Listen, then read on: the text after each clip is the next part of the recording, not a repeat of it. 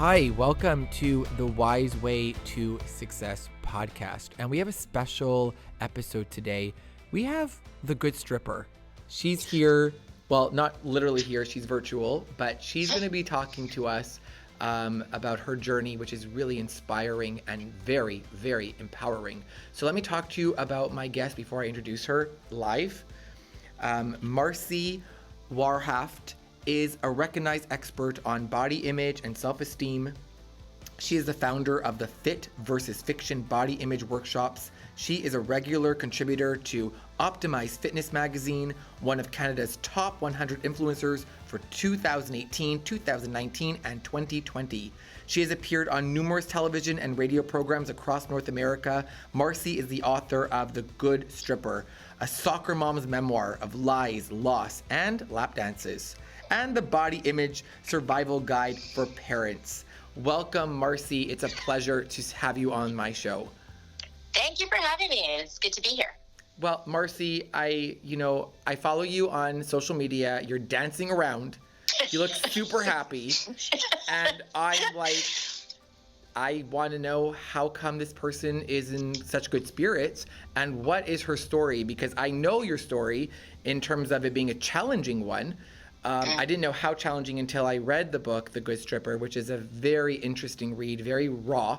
You were super vulnerable. You were very inspiring. My question to you is, what did you want people to get out of this book? It's a good question.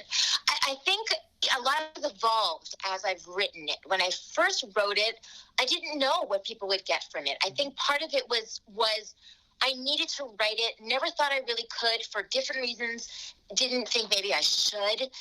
And then, but there was a part of me, maybe it was getting older, maybe it was just the weight of my life sitting on my shoulders. I felt that I had to get it out. Didn't know what was going to come of it, but I needed to get those words out. I couldn't die with the words of my story still inside me. And so I wrote it. And then what I found was, as I was writing it, I was releasing so much guilt and so much shame and so many secrets. I was actually feeling lighter and happier and more free. And what the message is I've learned that I thought for 20 years that the secrets that I kept about my life could destroy me if they ever came out. Mm-hmm. And the fear around that kept me from living a full life, a happy life, a healthy life. And what I discovered in releasing my secrets and putting it out there is it wasn't the secrets that were destroying me. It was the fear. Mm-hmm. And letting go of the fear freed me. And that's what I want people to know is you got to let go. We're so fear-driven. Mm-hmm. And if we let go of some fear and shame and guilt, there's a whole other world waiting for us. And, I co-founded an anxiety and depression clinic where we talk about with our clients how to let go of the fear, because I don't believe you can live a happy, fulfilled life when you're scared. I always tell people I never met somebody who was happy and scared. So what I liked about your book is you went not just, through the fear, but you came out of the fear stronger, more empowered. It's pretty fascinating stuff because you went through some really, intense situations. We talk about, in the book, you talk about, there's a guilt, there's a shame associated with, in your book, you discuss an eating disorder and the shame that's associated with that. How do you get past shame? Because shame is such a big concept. A lot of my clients struggle with shame. For anyone who doesn't know the difference between guilt and shame, guilt is when you feel you did something wrong, and shame is when you feel you are something wrong. So how did you get past that feeling of shame? Yeah, it really was the shame of my secrets. And it was eating disorder. It was, I had dissociated and done some things sexually that I wouldn't have done otherwise. I lived a double life for a while and felt like I had been a terrible mom and bad wife. And there was a lot of shame there. And I think it was forgiveness. You can't release shame without forgiving yourself. You can't. There's no way. Mm-hmm. But forgiving yourself doesn't mean that you absolve yourself of everything you've done. That's how I see the difference between guilt and shame as well. I know that we're supposed to let go of all our guilt. I've heard that before, that it's like the least, it's just a waste of emotion, or I disagree, at least for myself. I'm okay feeling guilty for some stuff I did because, not a lot of it, but there's some stuff where I feel like I unintentionally hurt somebody else. I'm not comfortable with that. And I'm okay with never being comfortable with that. I'm okay with feeling a little guilty because of my actions hurting somebody else. That's okay, because it's going to keep me from ever doing that again. But I'm not living in it. I'm not punishing myself for it. I'm not hurting myself over it or hating myself over it. And that's what shame does. Shame made me hate myself and feel like I wasn't worthy of being happy. I didn't deserve to be healthy. So I had to forgive myself. And I always say it's not an excuse, but it's a reason. I understand now why I did some of the things I did, why I felt the way I did at certain times in some of my actions. I understand it. I had to be more loving with myself and more patient with myself and let go of the shame attached to it. And once I was able to understand myself more and forgive myself, then the shame just kind of goes. And then the real test is when I sort of exposed myself, no pun intended, and sort of told the secrets and had to be prepared for how people would respond to it. Again, if I felt any shame, I would never have survived doing that. You have to really be okay. I have to be okay with myself to put myself out there to be judged. And I have to know that I was going to be okay. And I'm okay. I'm okay. Wonderful. You said something really powerful that I think is so important, which is forgiveness. I think that what happens is we shame ourselves, we feel shamed by other people, and we start to develop critical voice, a hateful voice, a voice that makes us feel like we did something wrong, we're bad, we're not good. How does somebody who does things that they're not happy about, things that they wouldn't do under normal circumstances, how do they find forgiveness? How did you do it, Marci? If you don't mind sharing a little bit of that. I don't know that it was that there's a concrete answer to that. Okay. First of all, it took time. Mm-hmm. It took time. Mm-hmm. It really took years, and it was one thing at a time. I don't think you can wake up after years of being mad at yourself and hating yourself and kind of go, okay, I'm done now. I'm going to be nice now. It doesn't work that way. No. But one thing that, like I said it earlier, one thing that was really helpful to me, was looking at what I did. Things that I did that I wasn't happy with. And then asking myself, what was going on in my life at that time that encouraged that behavior?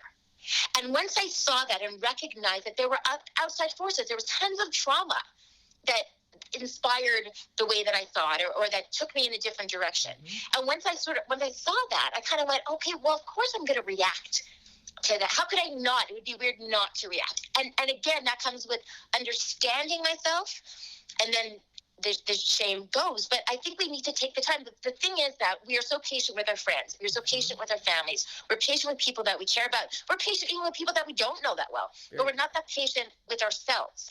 So the first step to letting go of the shame is to give ourselves the chance to understand ourselves. And that takes time, and then that takes patience. So I had to first look at my behavior and then understand my behavior, forgive myself for the behavior, and then let the shame go. That's very powerful, and it's so important. I think that we need to understand that our mistakes don't define us as a person, and that we are worthy of being forgiven by ourselves and by others. And I think it's really important. I love the reflection and also the accountability. You're accountable for what you've done. You're reflective. You may be remorseful if you've hurt someone unintentionally, which shows, in my opinion, a lot of growth on your journey, a lot of awareness, which is very crucial. So what I would like people to take from learning from you, who is the good stripper, much more than just a good stripper, really somebody who has done some really powerful, remarkable work to help other people. I like to call you the good person too. The good stripper, the good person. And what I find really important is that we are self-aware, not critical, but aware, like not denial. You're not denying, okay, I've done some pretty sketchy things, I've done sketchy things. I've lived a double life. I've done this. I mean, I felt like when I was reading your book, I literally felt I was reading something I found in someone's room. I mean, you go personal. I've heard that. I mean, for those who haven't read it yet, Marci is talking about her first, her first sexual experience and going through it. And it's pretty powerful. It's pretty intimate. It's pretty raw, to say the least. And what I liked about that, Marci, is that your rawness made you really feel relatable. You were so relatable. And I think that's really inspiring to people because it's kind of like, you know what? She's been through this, she's done that, she's reflecting on it, she's not denying it, she's taking accountability for herself, and she came out on the other side. So, Marci, what would you say was one of your greatest lessons through all of this? What would you say is one of your greatest takeaways? I mean, you've gone through a lot, you've seen a lot, you've done a lot. What would you say is, if you were to say this was one of my greatest takeaways from everything I've been through, what would it be? I mean, I think for me, I don't know if it's a lesson as much as, well, yeah, it is. My self-worth. Having my self-worth changed when I was a teenager, and that it changed my entire life. And so I think what I thought was experiences have an impact on your self-worth. Traumas have an impact on your self-worth. Mistakes have an impact on your self-worth. And what I've learned is I am not my mistakes. I am not my traumas. And my self-worth is not dependent on any of that. So regardless of what happens, I deserve to be healthy. I deserve to be happy. I deserve to follow my dreams. I deserve to have goals. And that's the biggest thing. I kept thinking that if I needed to feel worthy of my life. And you don't need to do anything to be worthy of it. We are all worthy of the life that we are given. And I don't have to earn that by being anything else that I am. And that was the biggest lesson. That's so powerful. And I've heard someone say, that we are born worthy. And I believe we are born worthy. We are born worthy. Our worthy is not conditional. It's not based on status. It's not based on power. We are born worthy, and we are worthy of happiness, and we are worthy of forgiveness, whether that's self-forgiveness, someone forgiving you. We are worthy of this. And I think that's such a powerful takeaway, that you are worthy regardless of anything that you have done. I have a quick question about I wrote a book myself. The process was very grueling for me. How was the process of writing your book? I mean, it's raw, it's real, it's like a fly on the wall. You're like literally like going through, for anybody who hasn't read it yet, you are going through Marci's dirty laundry, like literally going through her laundry. So what was the process in writing that book? It's so funny because somebody did just write me and said that they felt like they were reading something they weren't supposed to be reading. Like they felt like they were doing something wrong. It was interesting because there were layers, because on one hand, like everyone says, it must have been cathartic, and it was, because it was like I said earlier, as I'm writing, I'm going, wait a second, like now I get why I felt like this. And so it was really, when you're writing, you're getting everything in your head and in your heart and in your gut, you're getting it out. And sometimes when you get it out, that's when you see it with more clarity. But the other part was, so I was writing about years and years and years of trauma. And I'm writing about those years in months. And so I was reliving a lot of that trauma. And what I found was, one of the ways I've learned that you get through trauma is by telling your story over and over again. And so over the years, I told different parts of my story, not this way, but different parts. And I think I sort of developed almost scar tissue around it, so I could tell it without feeling it. But when you're writing a book, I wanted people to really understand. I wanted to bring people into my story. So I almost opened up those scars and started really feeling and reliving everything I'd gone through. And I was in a lot of physical pain. My back, everything was really, it was an amazing thing how your body takes on that trauma. And there were times when I would write, and I would be writing a difficult chapter, and I would not want to stay part of my life for too long. So I would write from 8 in the morning until 8 in the morning without rest, just so I could be done with it, put it away and move on. I just didn't want to stay in that day another day. There were different parts to it, but in the end of it, I'll read it now. I'll look through parts of it and think, I can't believe I said that. Like, it still blows my mind. But I knew if I was going to write it, I was going to write it. I was going to write it as honestly and openly as I could, and I'm glad I did. But it was definitely an interesting experience. And Marci, I think, what you're saying is, you had to go to really dark, scary, deep places that you had to revisit. And, what Marci, what you're doing is you are going into wounds and you're reopening wounds that are maybe somewhat healed or not completely healed. And you're going back to those wounds. And it's not comfortable to go into those places because it's like they're painful. And I would use one word to describe your process based on my reading your book, speaking with you, watching you. Marci, you are brave. It is very courageous and very strong to be able to go into a wound, a past wound that is so hurtful and so painful, and go there because you want to help people. Ultimately, you're sharing this as a way to help people and let people see that, you know what? Through pain, through trauma, through mistakes, there's positive outcomes that can come from this. There is still strength and empowerment that can come from this. And Marci, you're courageous and you're so brave. Thank you. So I'm grateful to you sharing your story as raw as it is and as uncomfortable as it was at some points to read this, because I was like, am I supposed to be reading this? Yes, it's published.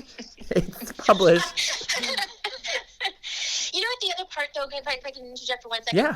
Because, like you said, so I'm on social media and I dance and I lip sync, and because that makes me happy.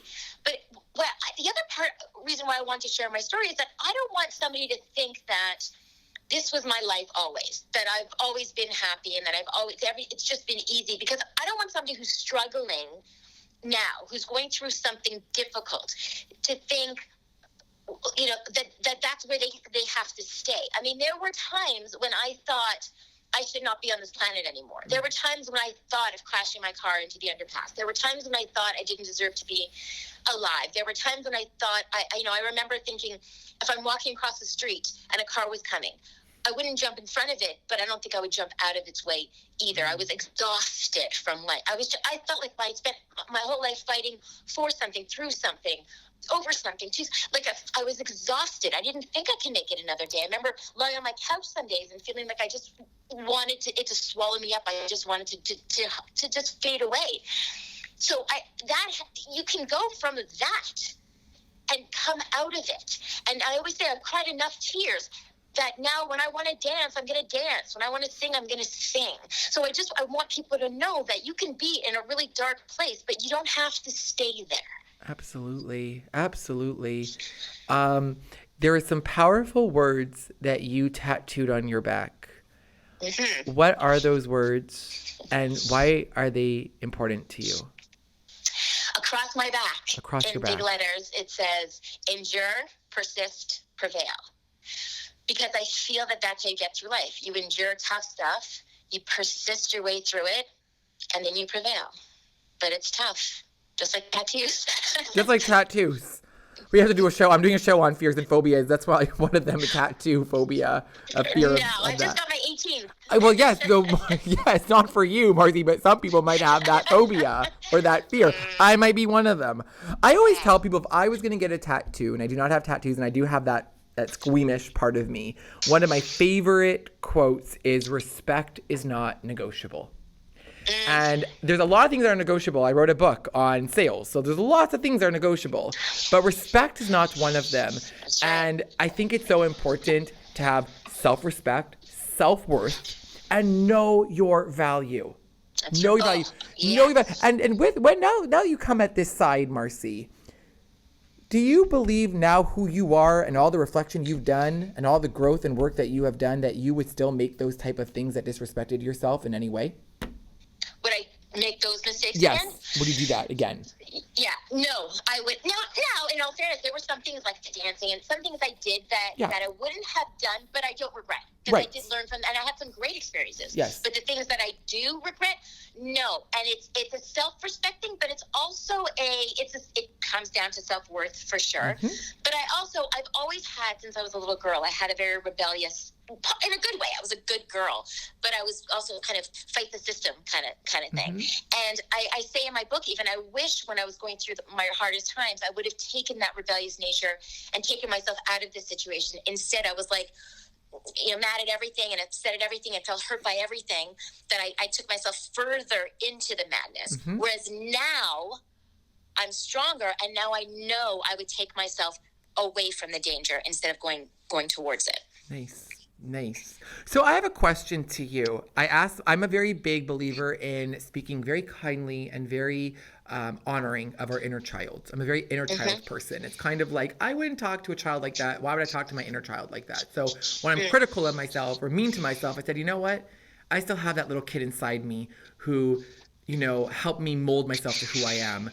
Marci, what would you like to say to the little girl, the little Marci inside, who has endured some of these really, challenging things? What would you like to say to her as yourself now to her? I wish it could be original, but it goes back to everything I've been saying. Because for me, I would say you're worthy. Okay. That's it. You're worthy. That's it. Because that, not believing that, set me on the wrong path. So I would just look at myself and go, no, you deserve to be happy. You're worthy. That's it. Okay. Well, Marci, you have been an inspirational guest. I'm so grateful that you took your time to join the Wise Way podcast. How do people get your book, find you, get in touch with you? What's your hashtags, handles? What's going on? Okay. So to get the book, The Good Stripper, a soccer mom's memoir of lies, loss, and lap dances, you can get it from Amazon or Chapters, in-store or online. And for me, it's very easy. You can get me on Facebook or Instagram, just my name, Marci Warhaft. To get to my body image workshops, that's Fit versus Fiction. So it's at fitvsfiction.com. And that's it, I think. That's it. Well, I want to thank you so much for being so vulnerable, sharing your story, inspiring and helping other people. So stay well, Marci. Stay safe. I know these are really challenging times for people right now. We're still in the midst of a pandemic. So telling everyone to stay well, stay safe. And Marci, I am grateful to have you on my show. One of my first episodes for sure of the Wise Way podcast. Thank you, Marci. Have a wonderful rest of your day. Thank you so much for having me. My pleasure. Bye. So I hope you enjoyed the Wise Way to Success podcast. It's always a pleasure having inspirational guests like Marci to share their story and their journey, how they went through fear and came out on the other side. Stay tuned for another episode next week. Until then, be wise.